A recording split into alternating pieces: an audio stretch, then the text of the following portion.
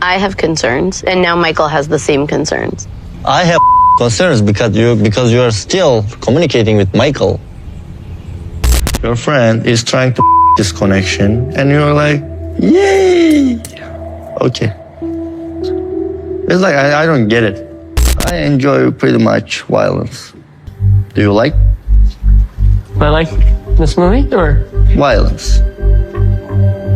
The moment the door swings open, the tension is almost physical. Beran's eyes lock on Michael, and in that instant, the air in the apartment thickens. There's no friendly greeting, no attempt at polite conversation. Just a cold stare that lingers a second too long, as if measuring whether the other man understands the unspoken rules of this space. And then it comes. A line.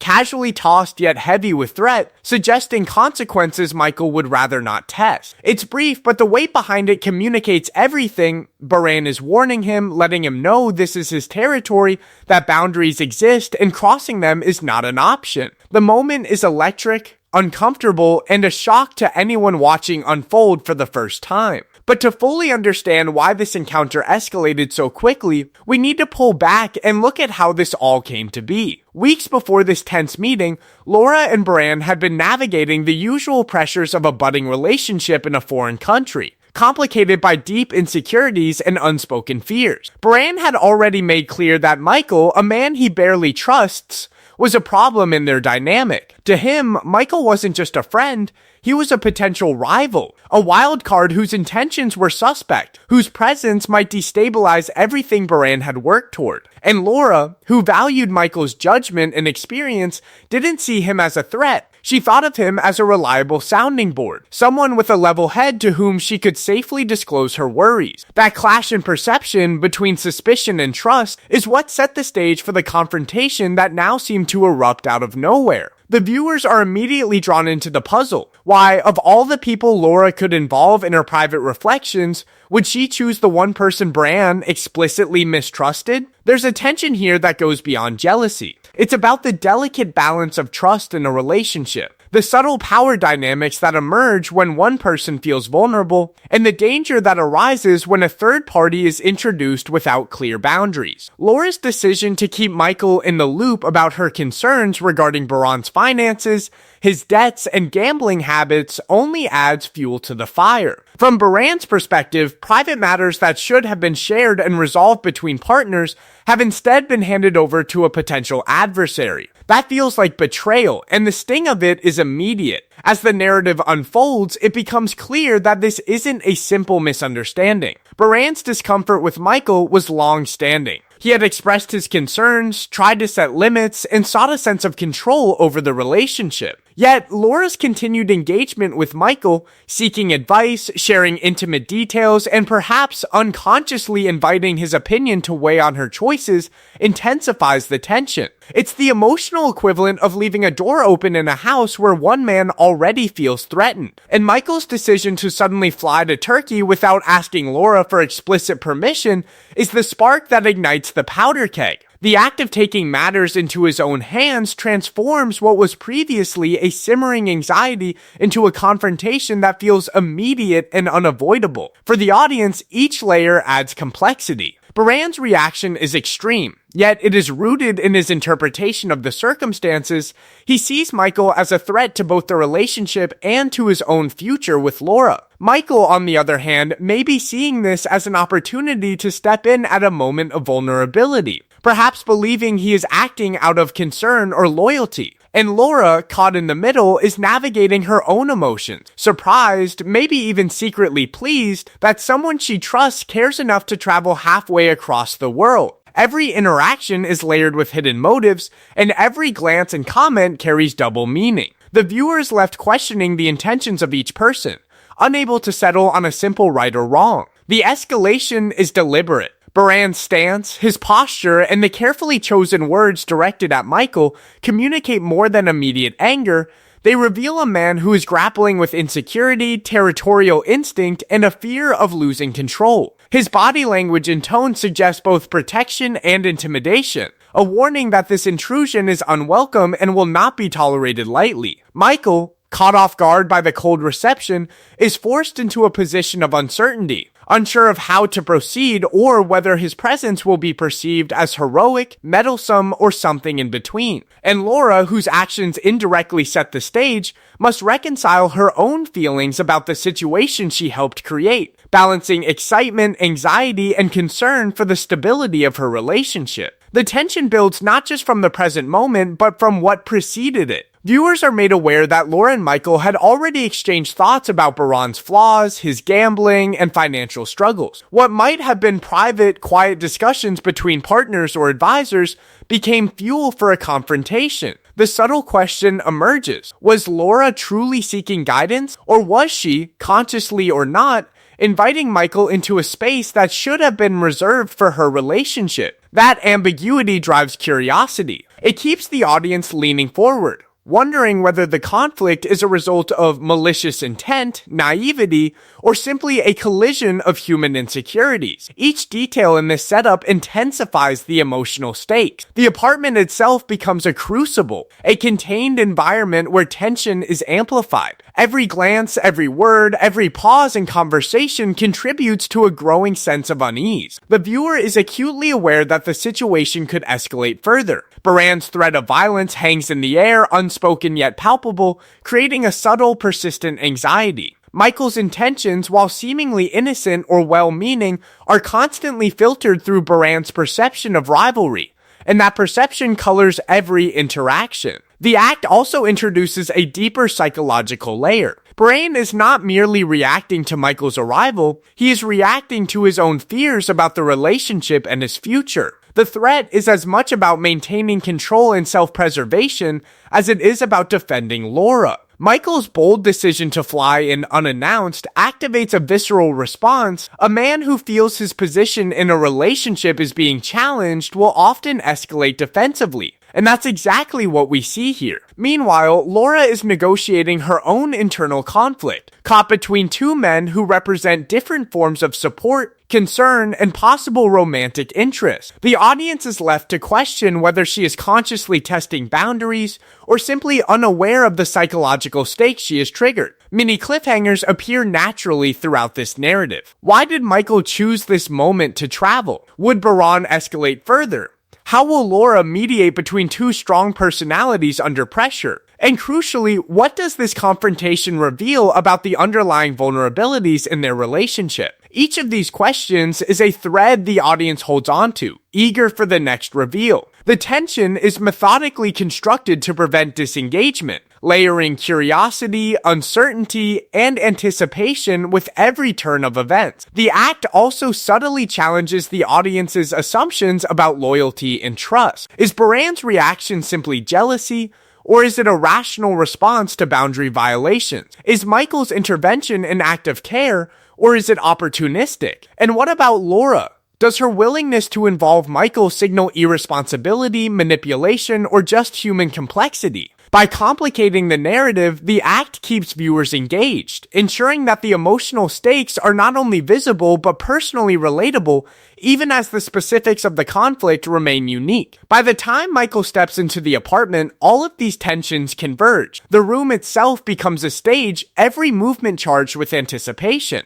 Beran's body language, the cold tone in his words, the palpable disapproval in his expression, all combine to set the audience on edge. Michael's arrival is not the resolution of conflict, but the ignition of further tension. A perfect transition point where curiosity spikes and stakes are heightened. The audience is left wondering, how will this interaction unfold? Will words suffice, or will the confrontation escalate further? And more importantly, what will Laura do as the person caught between them? As the act closes, the unresolved elements create a natural lead into the next phase of the story. Michael has arrived without consent, Laura has permitted it, and Beran is visibly provoked. The emotional triangle is fully activated. Viewers are left anticipating the confrontation that is inevitable, the psychological maneuvers each person will employ, and the ways in which trust, jealousy, and desire for control will collide. Every unanswered question, Michael's true intentions, Laura's motivations, Beran's limits, pulls the audience forward, creating a natural transition to the next chapter in this escalating drama where the consequences of these choices will begin to unfold in real time. The morning starts like any other romantic excursion, But there's a tension that underpins every step Laura and Beran take as they explore the ruins. The sun glints off ancient stones, casting long shadows across the worn pathways, and the air carries the faint scent of history, marble and dust, sun-warmed stone. Beran moves with purpose, guiding Laura through the maze of arches and columns, pointing out details he's clearly researched in advance. Every gesture is calculated to impress, to show thoughtfulness, to create the sense that he knows her, that he anticipates her likes, that he has invested in this experience more than casually. From the outside, it looks perfect, a carefully curated day of culture, romance, and intimacy. He's attentive, smiling, checking in constantly, yet there's an undercurrent the camera can't hide. A subtle stiffness in his movements, a sharpness in his glances, a tension in his jaw. The scene looks idyllic, but the foundation is already fragile. As they wander through halls that have stood for thousands of years, the conversation begins to shift. Laura's voice softens, hesitant at first, as she broaches a subject she's clearly been carrying. "I have some concerns about us," she begins. And as the words fall, it becomes clear she is referring not just to minor irritations or misunderstandings, but to something deeper. Beran's financial habits, his gambling history, the debts he has accumulated. The ruins around them, ancient and monumental, are in stark contrast to the modern personal crises Laura introduces. Beran listens, and his initial surprise hardens into a mixture of defensiveness and disbelief. This is the conversation he likely knew would happen at some point, but the way it's unfolding, the timing, the audience, the fact that it's being framed amid a supposedly romantic day, makes it sting sharper than expected. Then comes the revelation that twists the knife further. Laura confesses that she has already sought Michael's perspective on these concerns. She explains that she turned to Michael because he is rational, logical, and offers an unbiased perspective. From her point of view, it's a harmless attempt to gain insight, a means of processing worries without jeopardizing the relationship. But for Beran, the impact is immediate and personal. The one man he's harbored distrust for, the friend he has warned Laura about, the one he perceives as having ulterior motives, has been let into the private corners of their relationship. It's no longer just about financial issues, it's about loyalty, control, and the sanctity of their emotional space. His jaw tightens, his gaze hardens, and a subtle shift occurs. The calm, carefully crafted atmosphere of their day is now charged with suspicion and resentment. Laura tries to mediate, to frame Michael's involvement as purely advisory, insisting that she values his input but ultimately will make her own decision. Yet the attempt at reassurance has the opposite effect. Every word she speaks only highlights the imbalance that Michael's presence creates. Brain's mind races. If Laura trusts Michael so deeply, if she is willing to involve him in matters that were meant to stay between them, what does that say about her loyalty? Each gesture Laura makes, each smile, each casual mention of Michael, is interpreted through a lens of betrayal. The audience begins to sense the precariousness of the day, the ruins, the sun, the seemingly perfect outing. All of it is now a backdrop for a conflict far more intimate and emotionally loaded than any sightseeing could anticipate. The psychological tension deepens as the conversation turns inward. Beran's insecurity is not just about jealousy, it is about control, about his understanding of the relationship hierarchy. By inviting Michael into this sphere, Laura has inadvertently introduced a third voice that now carries weight in decisions that should have been private. For her, it may not have been an intentional challenge to Beran's authority or an attempt to provoke. It may simply reflect her need for guidance and reassurance. But perception matters more than intention in emotionally charged situations. The act of confiding in Michael shifts the power dynamic. Now Beran must contend not only with his partner's concerns,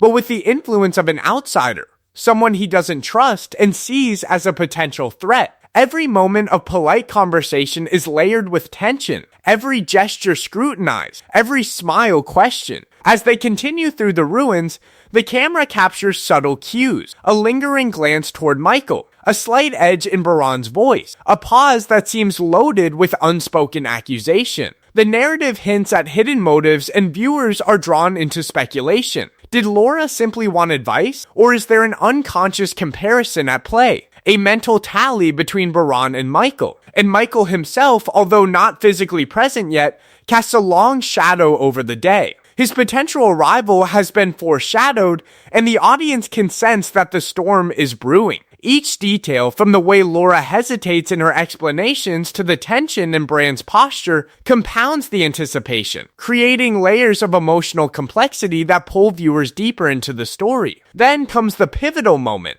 the revelation that begins to destabilize everything further. Laura drops the news. Michael is already on his way to Turkey. The words are almost casual, but their impact is seismic. For Beran, this is no longer a hypothetical threat. It is an imminent reality. The friend he mistrusts, whose intentions he has long questioned, is traveling halfway across the world without consent, without prior discussion, and Laura has allowed it. In a single statement, the delicate balance of their day, of their relationship, is upended. The camera lingers on Beran's reaction. A tightening jaw, narrowed eyes, a flash of disbelief. The romantic day that began with so much promise has been eclipsed by uncertainty and anticipation of confrontation. The audience is left holding their breath, wondering how he will respond, how Laura will manage the fallout, and what Michael's arrival will trigger. Layered mini cliffhangers emerge naturally in this sequence. Will Beran confront Laura about why she allowed this to happen? Will he try to prevent Michael's visit or brace for it? How will Laura defend her choice once the implications fully settle in? Each moment is charged with suspense, and every subtle expression suggests more complexity beneath the surface. The tension is no longer just about finances or trust, it is about the introduction of a third party who has the potential to influence outcomes and unsettle loyalties. This unresolved question keeps the audience engaged, their curiosity deepening with each passing second, creating a natural pull toward the next chapter of the story. The act also subtly challenges viewers' assumptions.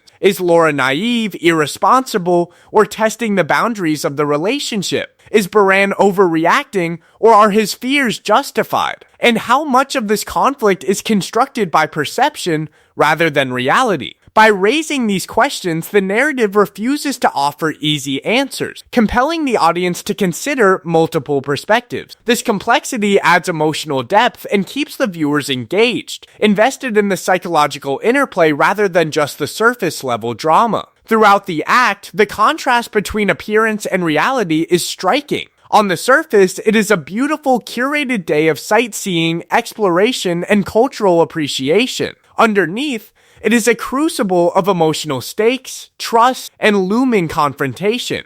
Every element, the historic ruins, the thoughtful gestures, the sunny afternoon, is juxtaposed against the growing unease between Laura and Beran. The romantic veneer is slowly stripped away as the reality of the emotional triangle becomes unavoidable. This layering of tension ensures that viewers are not just watching events unfold, but are emotionally entangled in the stakes themselves. As the act draws to its close, the audience is left with a sense of foreboding. Michael's journey is underway, and with it comes the inevitable confrontation that has been building since Laura first disclosed her concern. The seeds of jealousy, distrust, and power struggle have been planted, and the calm of the day has been irrevocably shattered. Every smile, every compliment, every step taken through the ruins now carries the weight of anticipation and uncertainty. The stage is set for the next escalation, where the consequences of choices made, both deliberate and unconscious, will come crashing into the present.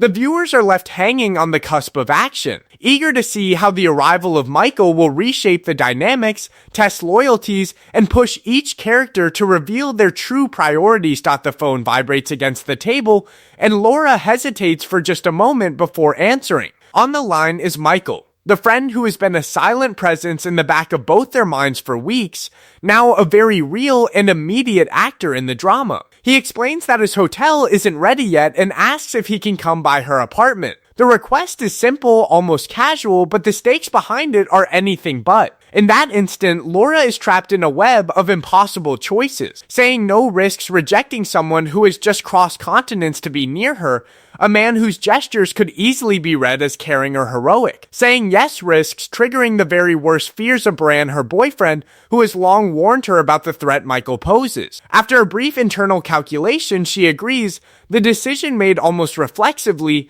and suddenly, the dynamics of their relationship are about to shift in ways none of them can control. Beran, at first unaware of the exact timing, continues with his day, only to be confronted with the news moments later. Michael is on his way over, and Beran has less than 10 minutes to brace himself for the encounter. In that short window, he scrambles emotionally, attempting to compose himself, to mentally rehearse how to assert control, to anticipate every word, every glance, every possible maneuver that could unfold once the door opened. The speed of Michael's arrival intensifies everything. There's no preparation, no warning, just the raw immediacy of someone he distrusts arriving uninvited into his space. His heart rate quickens, the room feels smaller.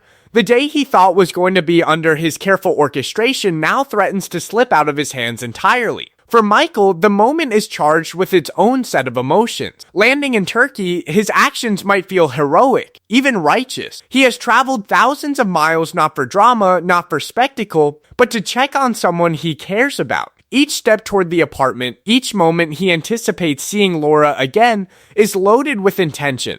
But intention is filtered through perception. What may seem noble to him can easily be interpreted as invasive or manipulative by Beran. This is the invisible friction of intention versus interpretation, the gap between how one person frames an act and how it is received. Michael may feel confident in his moral justification, convinced that loyalty, care, and timing give him a legitimate reason to be here. Yet he is walking into a situation already primed for volatility, unaware of just how high the emotional stakes have already been raised. Laura, standing in the middle of these two men, experiences her own complex cocktail of emotions. There is excitement, a thrill that someone has come to see her, that someone's investment in her well-being is so immediate and tangible. But there is also anxiety. She knows exactly how Beran feels about Michael. She has seen his sharp glances, felt his subtle tension, and heard his pointed concerns. She knows that what should have been a peaceful day exploring ruins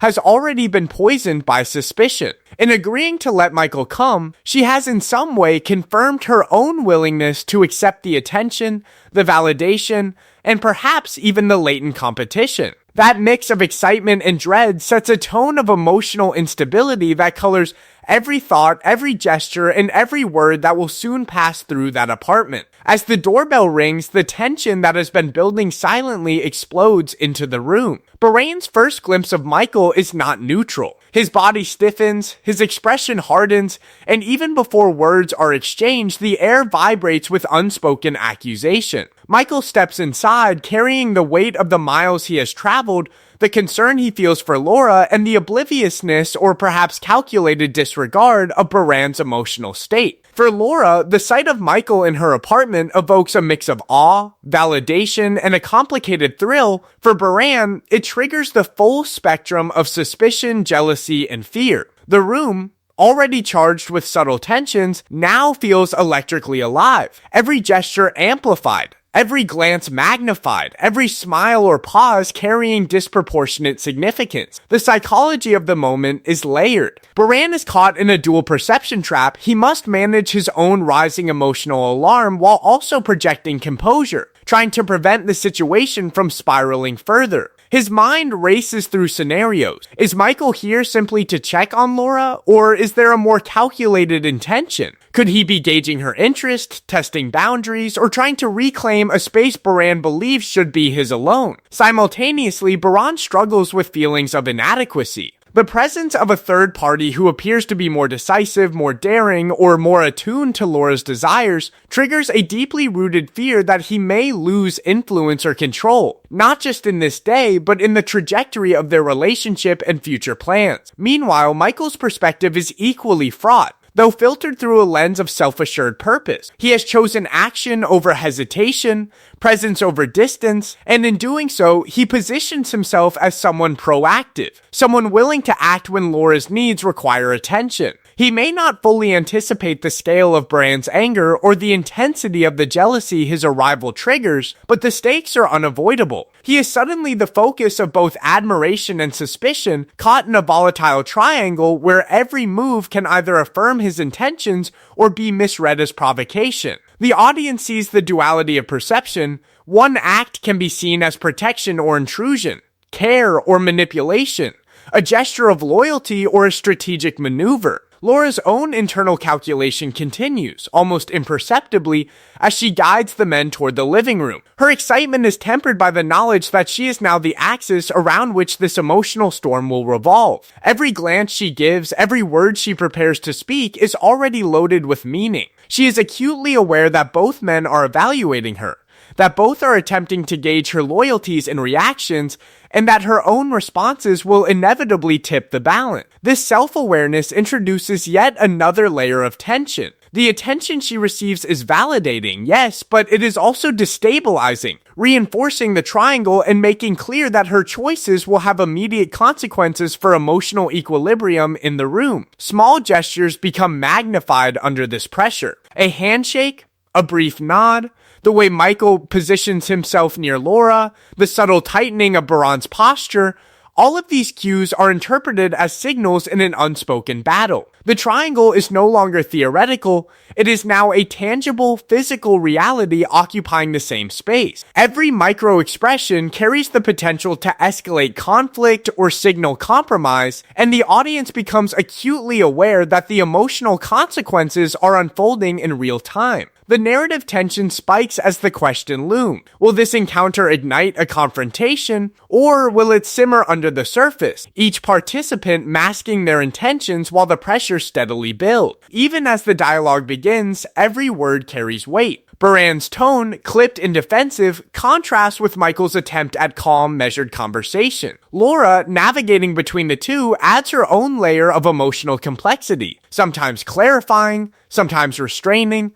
sometimes inadvertently intensifying the tension. What might have been a casual visit with a friend is now transformed into a high-stakes psychological negotiation. Viewers are left wondering who holds influence in this dynamic, whose emotions will dominate, and whether the presence of Michael will forever change the trajectory of the relationship. The narrative does not allow for neutral ground. Every interaction pushes the triangle further into visibility, forcing each person to reveal priorities, insecurities, and intentions. As the minutes pass, the initial shock evolves into a simmering intensity. Beran's attempts to assert control are met with subtle resistance, whether intentional or unintentional, from Michael. Laura's presence mediates but also amplifies the tension, as she cannot escape being the focal point of the competing influences. The psychological interplay becomes almost palpable. Beran struggles between protecting his relationship and maintaining composure. Michael balances the need to act decisively with the awareness of potential misinterpretation. Laura experiences the simultaneous thrill and dread of divided attention.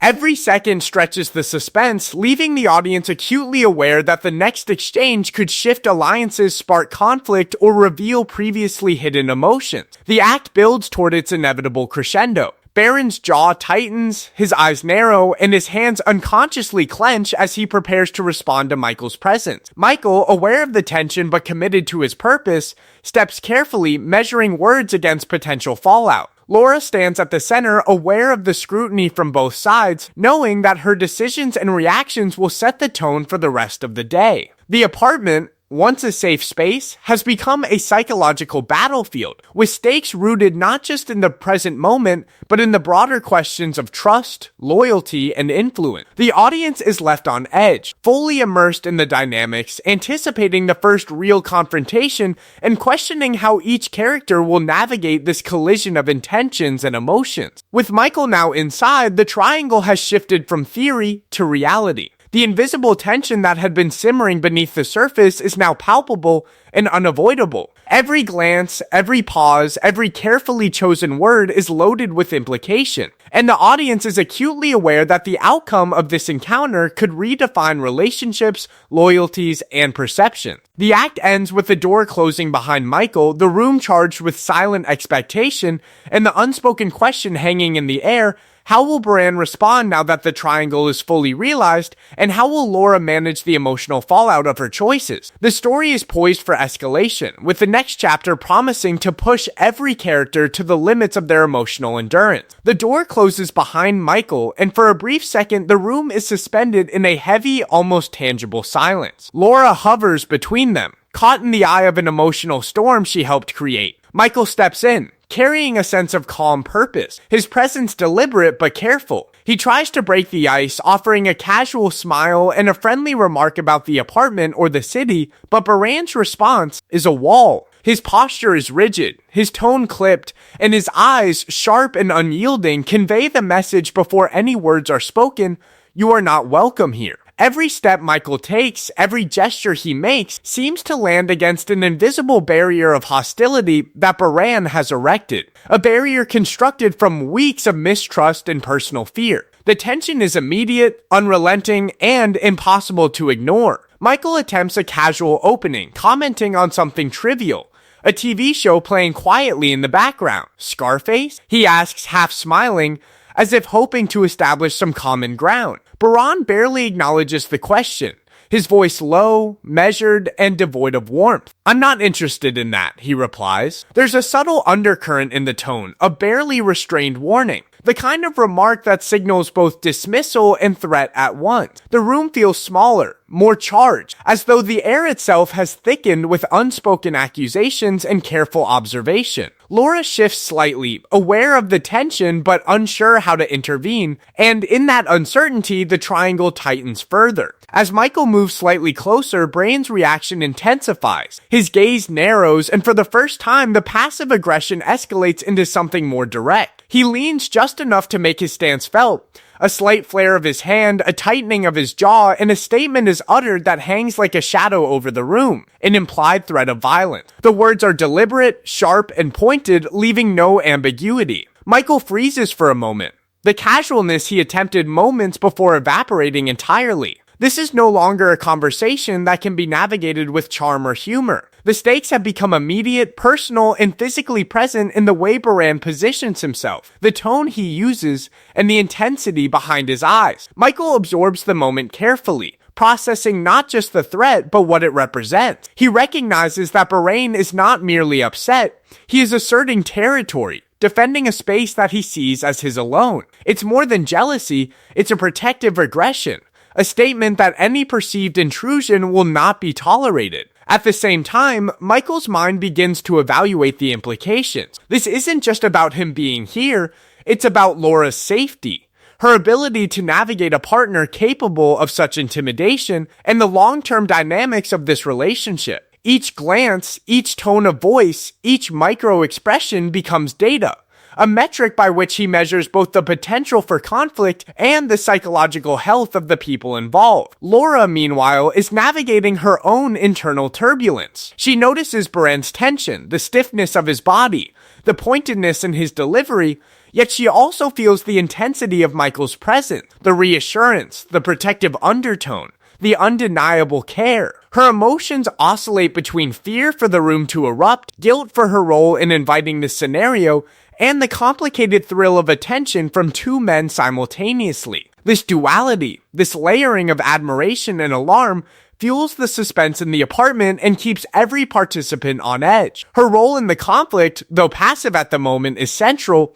Her reactions will either amplify or mitigate the tension, even as she struggles to maintain composure. Beran's psychological stance is revealing. His territorial behavior is not purely emotional. It is calculated. He perceives the intrusion as a direct threat to not only his relationship with Laura, but to his broader life plan, his future, his migration goals, the stability he hopes to achieve. Every movement from Michael is scrutinized, every word weighed against possible outcomes that could jeopardize what Beran sees as his rightful path. The subtle aggression, the cold tone, the controlled body language, all signal a man who believes he must assert dominance immediately or risk losing control entirely. Michael, despite the tension, chooses to maintain a degree of composure. He mirrors civility while internally cataloging each signal of threat, each indication of potential instability. He starts to question more deeply. Is this level of hostility normal?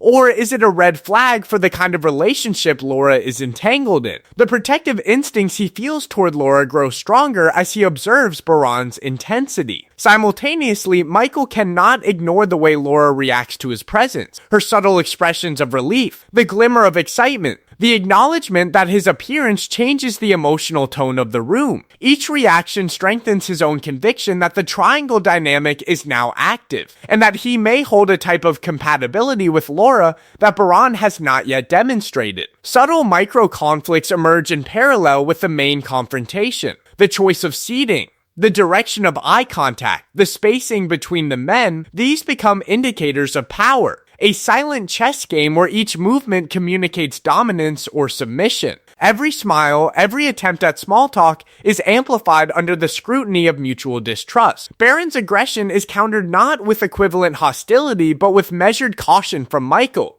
a combination that keeps the audience on edge. The suspense is compounded by the unpredictability of Laura's role. Her reactions are unpredictable, her loyalties are perceived to be divided, and her presence amplifies the uncertainty, leaving viewers wondering which way the emotional pendulum will swing. As conversation progresses, the audience begins to recognize the subtle psychological shifts taking place. Beran's intimidation tactics reveal both his fear of loss and his need to control narrative and perception. Michael's observations of Beran hint at a growing internal evaluation of compatibility, concern for Laura's well-being, and an emerging understanding of his potential role in the relationship. Laura's awareness of both men's intentions and reactions amplifies the tension. She is not just a passive observer, but an emotional fulcrum around which the conflict pivots. Every word carries weight, and the narrative tension continues to rise because the triangle is now fully operational in real time. By the end of the encounter,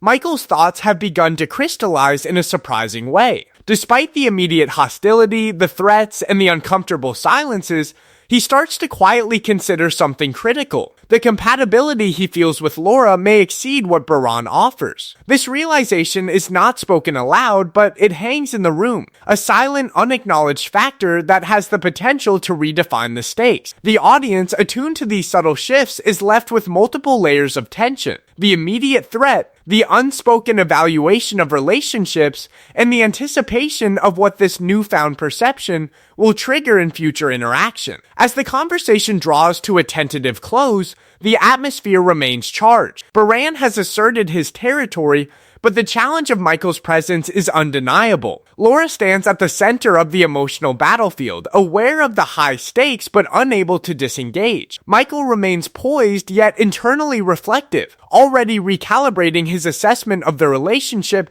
and his potential role in Laura's life. The room is silent once more, but the undercurrents of rivalry, fear, and emerging insight are louder than ever. The confrontation has concluded in formality but not in resolution. Every participant has had a glimpse of the dynamics at play, the threats, the territoriality, the subtle evaluations of compatibility, and the emotional leverage each person holds. The story for viewers is now fully immersed in the triangle dynamic, and the next chapter promises to explore the fallout. How Laura will process the emotional turbulence, how Beran will respond to the challenge to his control, and how Michael's quiet realizations might influence future decisions. The tension is far from over, and the stage is set for the final act where consequences begin to unfold. The dust settles in the apartment, but the air is far from clear. Michael has left, or at least stepped back for now, and Beran has retreated to a quiet corner, still visibly tense but momentarily subdued. Laura stands in the middle, caught between relief, guilt, and a gnawing sense of responsibility. The chaos of the confrontation has passed, yet the questions it raised linger,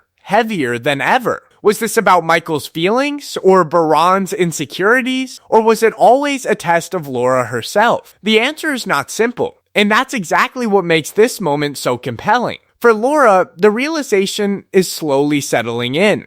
She can no longer view the situation as a casual friendship or even an external threat to her relationship. Michael's arrival was merely a mirror reflecting unresolved issues and emotional gaps that have existed in her relationship with Beran for weeks, maybe months. She begins to understand that by sharing personal concerns with Michael, seeking his advice, and allowing him to intervene without discussing it fully with Beran, she effectively invited the triangle into existence. Every choice she made contributed to the tension, and now the consequences are unavoidable. The emotional triangle that seemed theoretical is now concrete, and the responsibility she holds is unavoidable. Beran, on the other hand, is left to process the aftermath in his own way. The intensity of the confrontation highlighted exactly what he feared most, that his control over the relationship could be challenged, and that trust might not be as strong as he assumed. Yet beneath the hostility, there's also a subtle recognition. The conflict exposed the reality of boundaries, communication, and loyalty. Beran is forced to confront that his feelings of jealousy and fear are not merely about Michael, they are about the fragility of trust and the ease with which external factors can destabilize what he thought was secure. For the audience, this is where empathy becomes complex. Viewers may see Beran as controlling, or as someone justified in fearing the erosion of trust. The ambiguity deepens the emotional engagement. Michael's role also warrants reflection. His decision to travel halfway across the world, arriving uninvited,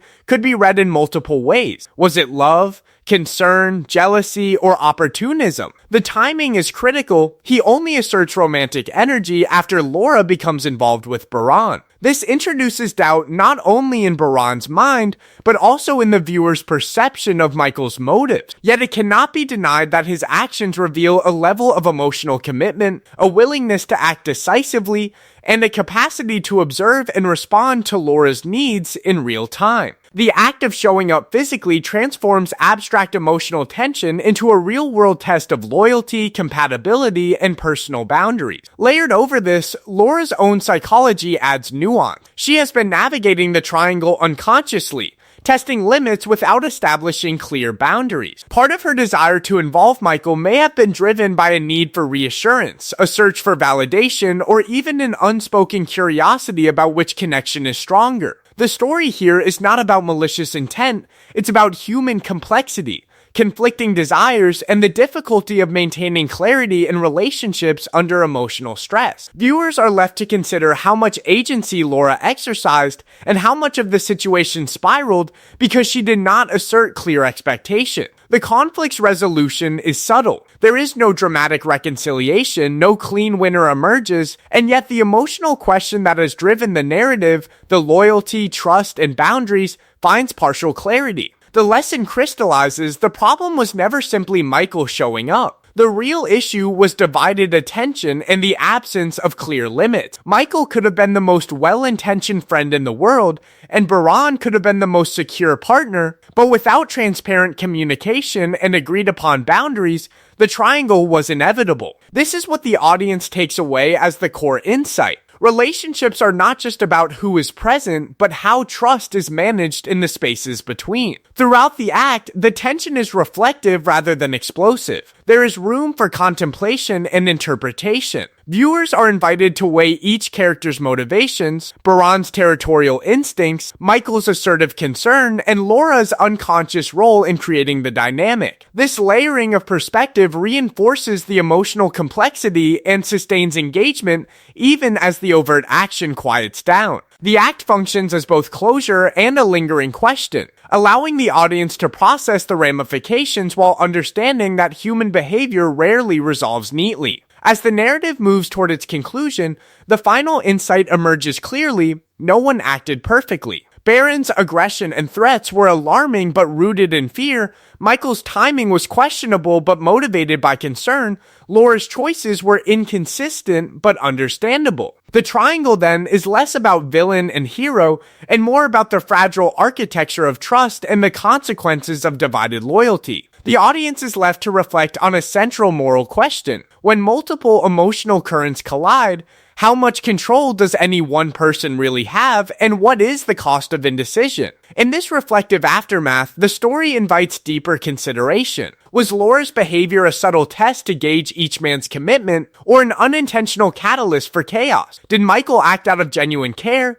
Or is there an element of opportunistic timing? Is Beran's response evidence of jealousy, insecurity, or a protective instinct for both his future and the relationship? The unanswered nature of these questions keeps the narrative emotionally charged, even as the immediate confrontations fade. It is in this space that the viewer lingers, examining motivations, projecting outcomes, and anticipating what might unfold next. Finally, the act positions the triangle as a mirror for broader relational dynamic. It emphasizes that human connections are rarely simple, emotional loyalty, personal boundaries, and the unpredictable consequences of actions all intersect. By the end, the audience understands that the conflict was never purely about a friend visiting. It was about the underlying emotional framework, the tensions of trust, the fragility of commitment, and the challenge of navigating divided attention. The resolution is psychological, not narrative. Clarity emerges in understanding, even if behavioral outcomes remain uncertain. As Laura contemplates the dynamic she has helped set in motion,